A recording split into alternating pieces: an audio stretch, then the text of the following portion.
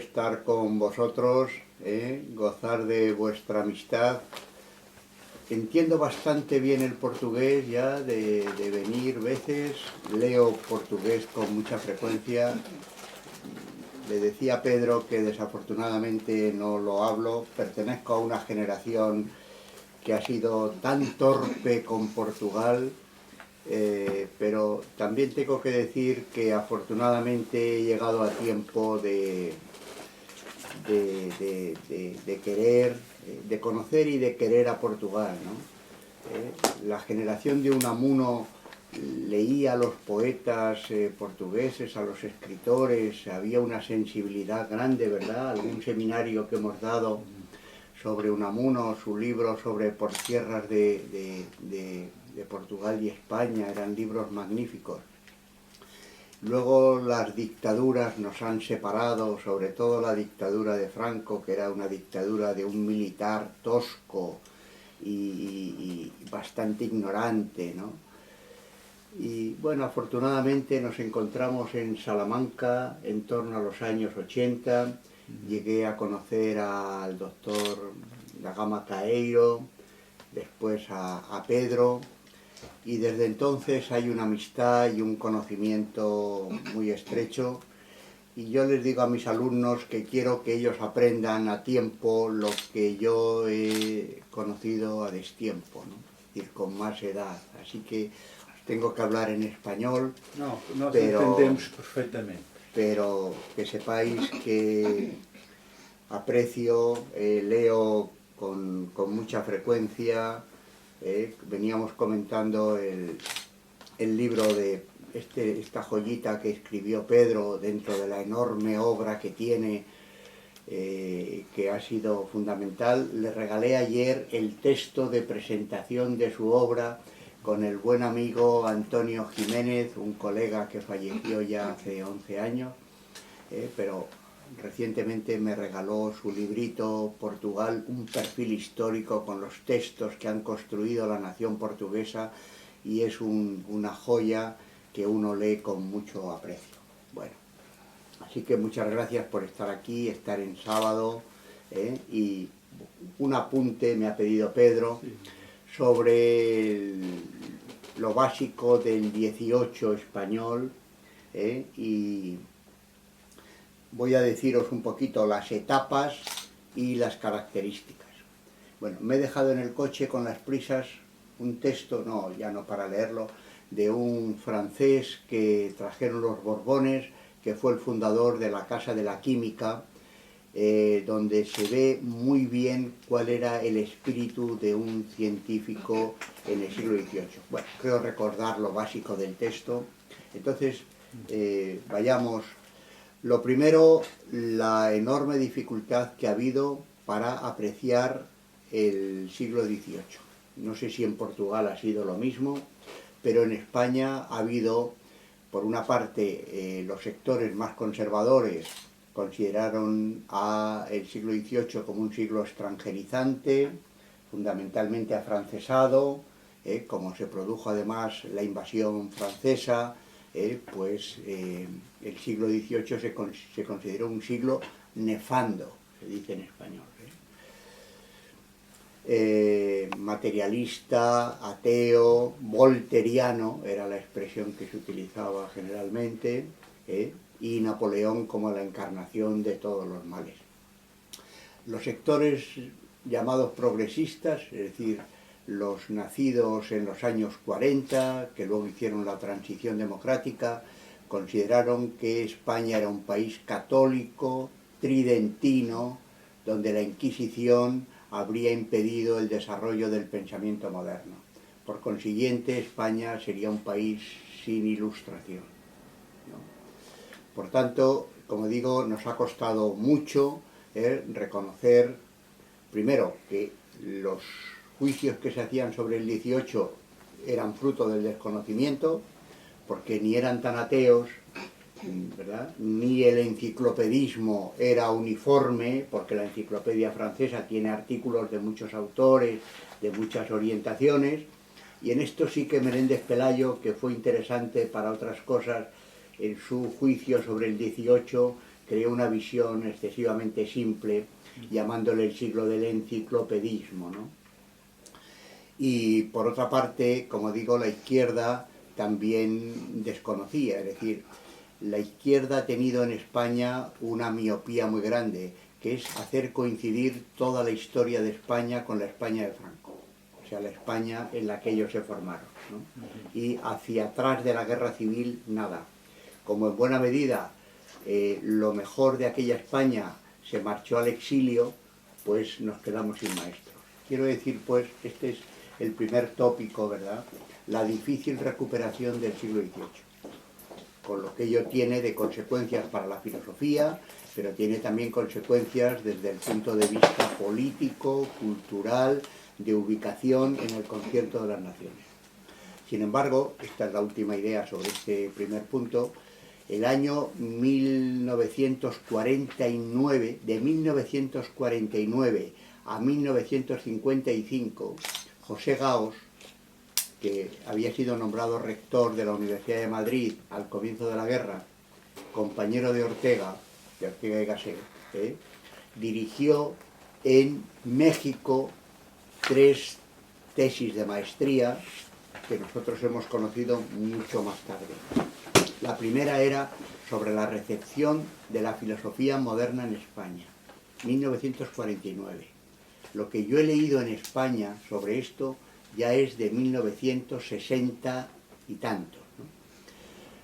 La segunda fue una tesis sobre Teodoro de Almeida y la tercera fue la de Carmen Rovira sobre los eclécticos portugueses y su influencia en América, que es una tesis de maestría de 1955 sobre Verney, sobre el propio Almeida y sobre otro autor que ahora no recuerdo, y bueno, como se trata solo de un apunte, no lo traigo, ¿no? Estos textos los hemos conocido muy recientemente, así que quiero decir que la guerra civil y el exilio hizo que nos falten eslabones de la cadena. Así que esta es la primera cosa. Segundo, las etapas del 18 español serían las siguientes, también a modo de subrayado.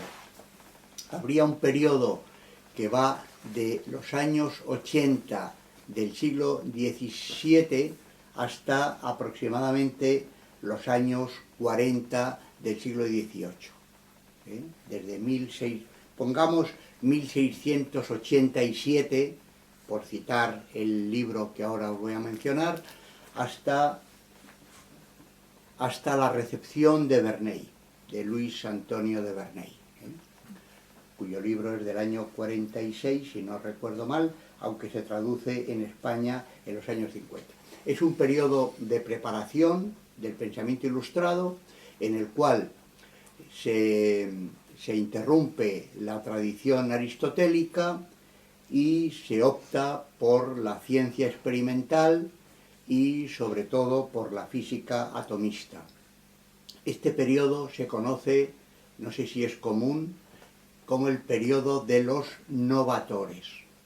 Los novatores eran un grupo de médicos, fundamentalmente médicos, con algunos matemáticos, fundamentalmente, que comenzaron a reunirse en tertulias apoyados por nobles fuera de la universidad, tertulias que luego fueron la base de lo que fueron las reales academias, ¿no? Fundadas a lo largo del siglo XVIII, ¿no? Así que estos médicos empezaron a reunirse para darse cuenta de que no se podía dar razón desde la teoría del heliomorfismo, que para la Iglesia Católica era fundamental para explicar el dogma de la transustanciación. No se podían explicar los fenómenos físicos que estaban siendo desarrollados por toda la física atomista. Así que estos novatores empiezan a reunirse y crean el espíritu, el talante, que va a ser la base de la ilustración a partir de los años 40. Así que ahí hay unos 60 años aproximadamente en que estos grupos van creando este ambiente. Bueno, el autor que podría ser tomado como referencia fue un médico de Córdoba, Juan de Cabriada, Juan de Cabriada, C-A-B-R-I-A-D-A, Cabriada. El título de su libro sí es bien interesante. Tengo aquí varios párrafos, pero claro, no voy a leerlos ahora, pero sí el título del libro, porque era el siguiente: Carta filosófica médico-química, en que se demuestra que de los tiempos, es decir, el aprecio por la historia, y experiencias se han aprendido los mejores remedios contra las enfermedades. Así que hay ya una crítica a lo que era la medicina racional de herencia aristotélica y por supuesto galénica, ¿verdad?, donde los médicos no se manchaban las manos, se consideraba la medicina rigurosa, la medicina racional, en que se demuestra que de los tiempos y experiencias se han aprendido los mejores remedios contra las enfermedades. Madrid, 1687. Sería un poco la fecha de inicio de este movimiento de los novatores. Las características de estos novatores serían la defensa del atomismo, más la de Gassendi que la de Descartes, porque como sabéis, Gassendi sostenía que la materia se componía de átomos y vacío, y los átomos tenían cierta libertad para moverse, con lo cual, digamos que esta concepción permitía una cierta libertad, mientras que el atomismo cartesiano consideraba que la materia era extensa y llena, y no había huecos, ¿no? La concepción ecléctica, ¿no?, es decir, no hay ninguna teoría que tenga toda la verdad, es la historia y el desarrollo de las teorías las que nos marcan la verdad, y por consiguiente hay una crítica a la concepción dogmática del conocimiento, etc. Tercero, el mecanicismo, que va a estar muy presente a lo largo de todo el siglo XVIII, y la preparación para la recepción del sensismo, que va a ser determinante para explicar la evolución de la segunda parte del siglo, ¿no?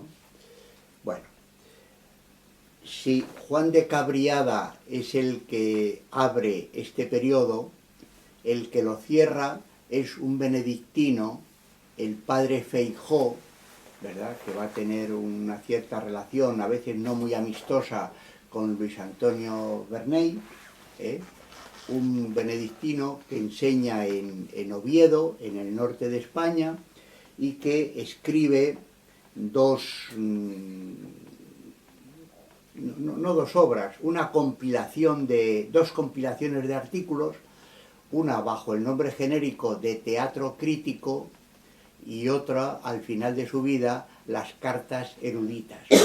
Y tenía aquí uno de los artículos, como ejemplo, titulado Ventajas del saber, frente al concepto de la docta ignorancia, que era un concepto muy querido durante el barroco, en el que se basaba la aurea mediocritas, ¿verdad? Pues frente a la aurea mediocritas, la ventaja del saber. Impúgnase un temerario que a la cuestión propuesta por la Academia de Dijon, ahí está la referencia a Rousseau, con premio al que la resolviese con más acierto, era si la ciencia conduce o se opone a la práctica de la virtud, en una disertación que pretendió probar ser más favorable a la virtud la ignorancia que la ciencia. Este es un artículo muy interesante que marca ya el espíritu de la Ilustración, a favor del saber frente a la ignorancia. Bueno, esa sería la primera parte, como digo, hasta los años 40 aproximadamente.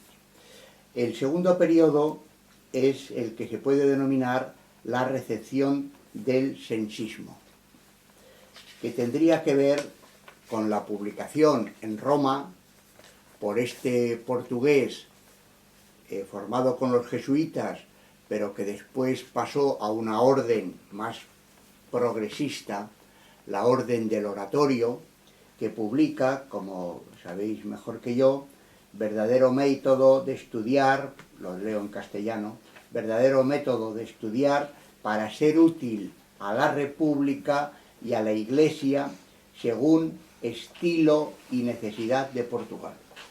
Marcaba ya por completo un territorio a favor del saber útil.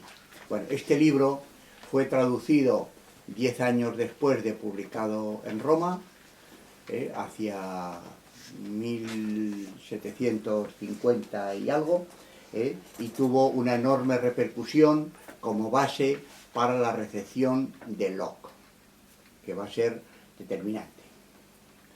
Y junto con la recepción de Locke a través de Verneuil, hay bibliografía sobre esto, pero la ahorro toda, la recepción de Condillac,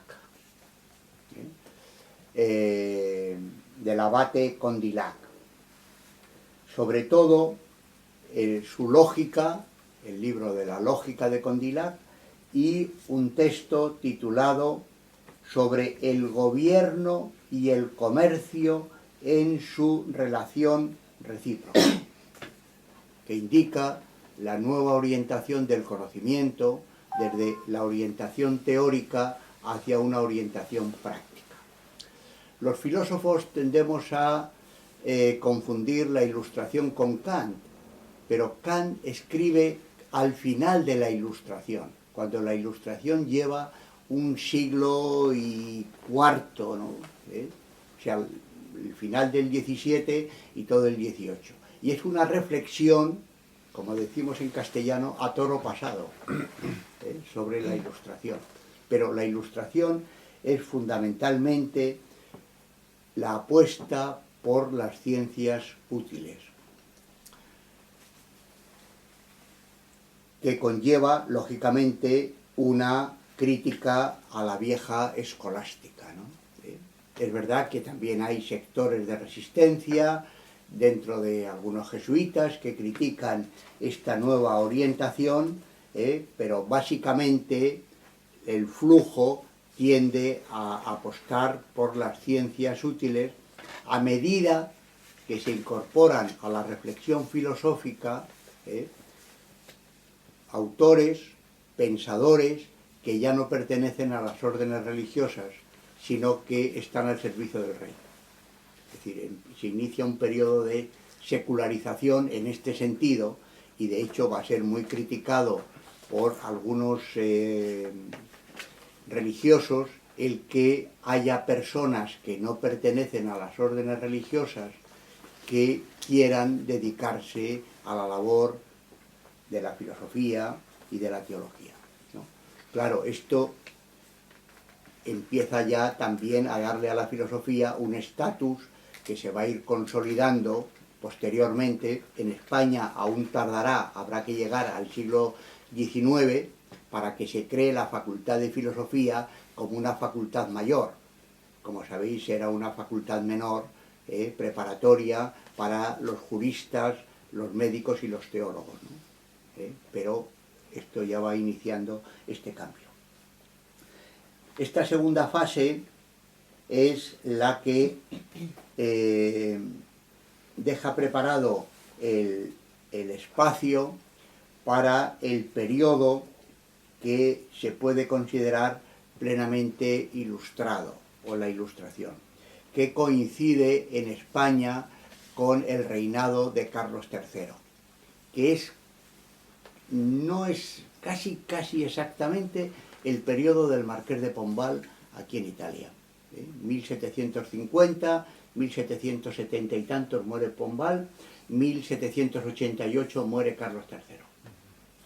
Es el periodo en el que se emprenden grandes obras de ingeniería y se desarrollan proyectos y se desarrollan también proyectos de urbanización, por ejemplo, todo el Madrid nuevo, si habéis estado por allí seguro, toda la plaza de la Puerta de Alcalá, todas estas grandes avenidas, todo pertenece a este periodo. Incluso se llegó a acuñar la idea de el mejor alcalde del rey. Y se puede comparar muy bien toda la parte de la zona de Sol, ¿verdad?, que es el Madrid de los Austrias, que es el Madrid barroco del siglo XVII. Bueno, pues como pasa aquí en Lisboa, con toda la parte que fue destruida y fue reconstruida durante medio siglo prácticamente, a partir de 1755, ¿no? 55-56. Así que se intentó incluso hacer un canal navegable desde Valladolid a Santander, que se llamó el Canal de Castilla. Y últimamente han recuperado la zona del norte de Andalucía, del sur de Madrid, que se conoce como la Carolina, por el nombre de Carlos III, que es una parte donde se intentó renovar toda la agricultura dentro de la concepción fisiócrata de la época, e incluso se trajeron agricultores alemanes, porque se pensaban, igual que pensaron también luego en Argentina, que la gente formada en el calvinismo tenía un sentido del trabajo y del deber, y que estos iban a renovar la agricultura, que se pensaba que seguía con unas prácticas muy antiguas y que todavía se seguía con el arado romano y que había que renovarlo. Y de hecho todavía quedan niños rubios por ahí, por la zona de Sierra Morena, que es la sierra que separa Castilla de Andalucía, ¿no?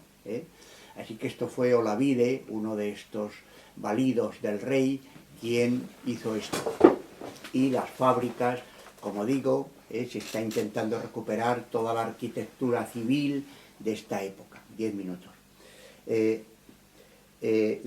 Así que grandes obras, urbanización, desarrollo de fábricas, proyectos, se empiezan a trazar carreteras, las diligencias son ya mayores, hay que trazar pendientes más suaves en las bajadas de las montañas, hay que crear toda una red, etc., ¿no? Se crean instituciones, la Real Academia de la Historia, la Real Academia de Medicina, la Real Academia de la Lengua, todas estas instituciones son de este periodo. Tercero, la militarización, el desarrollo de las técnicas militares. Fundamentalmente el arma de artillería y el arma de la naval, ¿no? De hecho, de 1764 es la creación del Real Colegio de Artillería, que se fundó en la ciudad en la que yo he nacido, que es Segovia, y allí en el Alcázar de Segovia se instaló el Real Colegio de Artillería. Y trajeron a un discípulo de Lavoisier, a Louis Proust, para que adiestrara a los cadetes en las técnicas de la pólvora. Y allí crearon un laboratorio de química, ¿verdad? Y allí se descubrió la ley de las proporciones definidas. Al tiempo se crea la Real Fábrica de Vidrio cerca de Segovia, en una ciudad que había fundado Felipe V, el primer rey Borbón, y la fábrica de tapices, ¿no? Pero la fábrica de vidrio era fundamental para la Casa de la Química porque se necesitaban vasijas que estuvieran perfectamente hechas para que los tapones evitaran los fluidos. Bueno, hay un discurso precioso de Louis Proust de 1782, si no recuerdo mal, la fecha es lo de menos, donde expone de manera maravillosa cuál era el espíritu de este nuevo científico que nace en este momento. Si un médico del siglo... ¿Hasta ahí 5 me das? Sí. Si un médico del siglo XVI pensaba que su labor era acompañar el ejercicio de la providencia para que cada uno cumpliéramos el número de días que la providencia nos ha asignado, pero dentro de la concepción galénica no se podía añadir un minuto más al número de días que la providencia nos había asignado, un químico del siglo XVIII piensa que Dios, el Dios providente, estamos en la tradición católica, no en la protestante, le deja margen suficiente para que complete el ejercicio que Dios en su magnanimidad no ha querido terminar. Es decir, que el científico tiene la concepción de que él es parte de la creación. Es un cambio importantísimo. En este discurso está el párrafo, si hubiera más tiempo, y además ya digo que con las prisas me lo he dejado, es una pieza de oratoria fantástica, de un químico, ¿no? Con una retórica que llama, ¿verdad?, a este sentido de la razón, que se convierte en la facultad fundamental porque tiene caracteres cuasi divinos, ¿no? Por eso que esto del ateísmo del 18, que lo hemos hablado con Pedro, no se sostiene, porque todo tiende a mostrar que a través de la ciencia podemos demostrar que el mundo está dotado de orden y que ese orden es la mejor prueba de la existencia de Dios frente a las viejas pruebas medievales. Así que militarización, desarrollo de la artillería, desarrollo de la naval, porque las flotas española y portuguesa tienen que competir en los mares con las flotas holandesa y con la flota inglesa. Y por consiguiente hay que desarrollar una técnica naval no solamente del comercio, sino desde el punto de vista militar.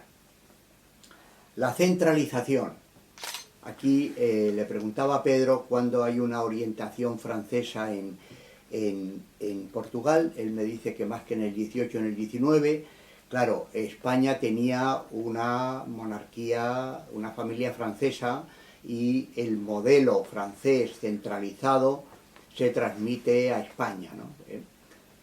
Así que la centralización. Control de la sanidad y de la enseñanza, las reformas de la enseñanza. Ahora terminaré con un apunte sobre una de las grandes reformas, ¿no? La reforma de la enseñanza, pero orientada por el rey, ¿no?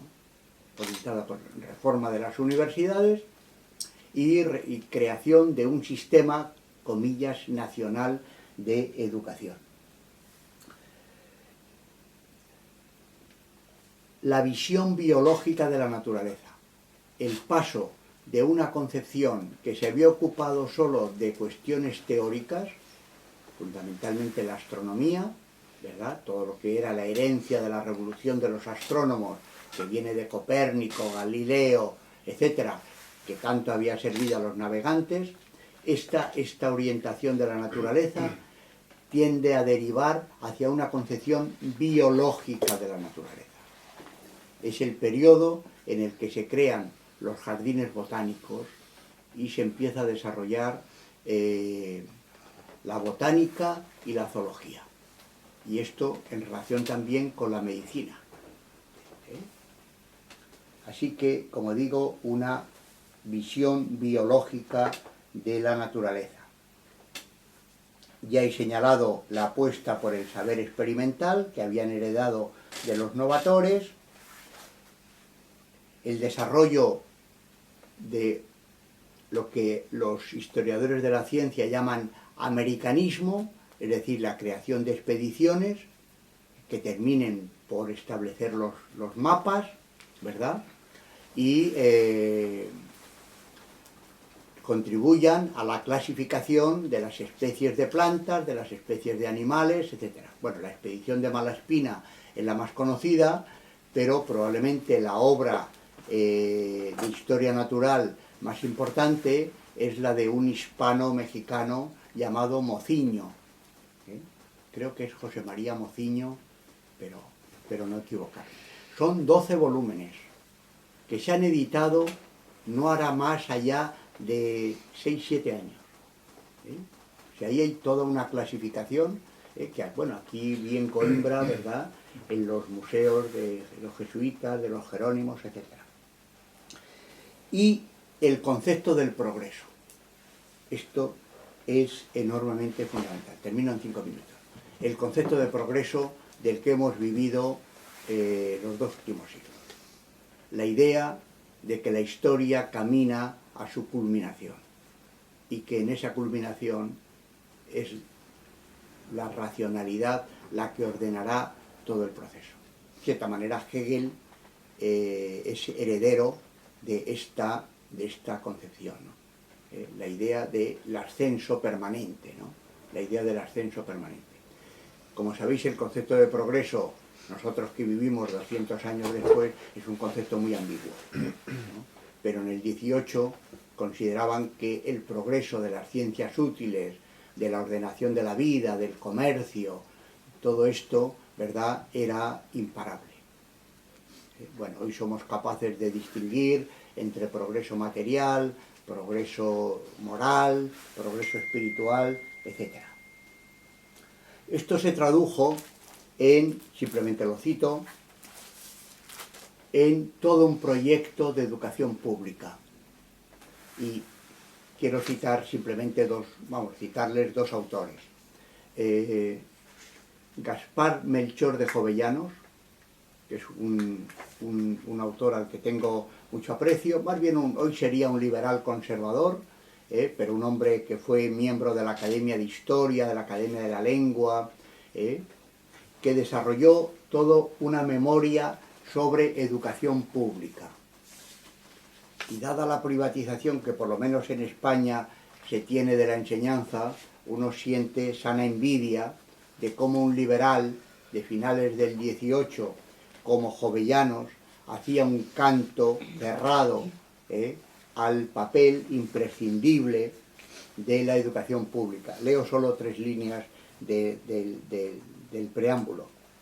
Te felicita a la sociedad que había proyectado esta idea de la educación pública, te felicita de que hayas reconocido que este origen se halla en la instrucción pública y se congratula contigo de que, viendo que la educación es la primera fuente en que esta instrucción debe buscarse, hayas concebido la idea de crear un proyecto a favor de este modelo de enseñanza. Este es el proyecto de educación pública, que ya es de 1802, y otro liberal, Manuel José Quintana, que presentó todo un proyecto de educación desde los niveles de la infancia, pasando por el bachillerato a la universidad. Todo un proyecto racional, ¿verdad? O sea que esta idea del progreso, esta idea de las ciencias útiles y de creación de la nación, se trató de consolidar en un proyecto educativo a favor de la educación pública. Y termino en 2 minutos.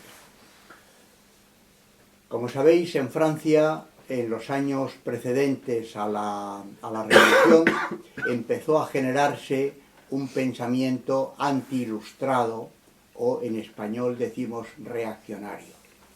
Algunos abates empezaron a darse cuenta de que la estructura del viejo régimen estaba en riesgo y que los filósofos eran los causantes de que la estructura estamental del viejo régimen fuera a desaparecer. Y empezaron a generar lo que se conoce como tradicionalismo francés, porque claro, de Francia nos ha venido el lema de la revolución, ¿verdad? Pero a veces olvidamos que Francia es el país de la revolución, ¿verdad?, y el país de la contrarrevolución. Como en España había una monarquía de la misma familia que la francesa, rápidamente este pensamiento llegó a España.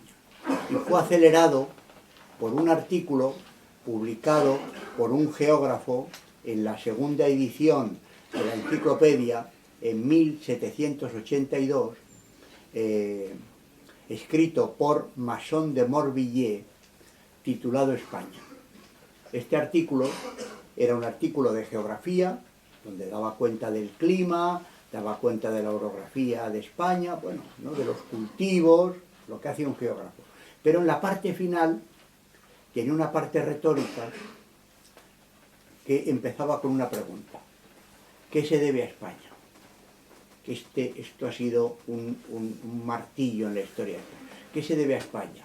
Después de 1 siglo, después de 2, después de 3, ¿qué debe España? ¿Qué debe Europa a España? Nada. Es un país que para leer un libro tiene que pedir permiso a sus frailes, ¿no? Bueno, pues esta pregunta retórica provocó una reacción en contra del pensamiento ilustrado. Y en cierta manera, la propia monarquía que había impulsado todo este progreso, tuvo como un retroceso al verse en peligro.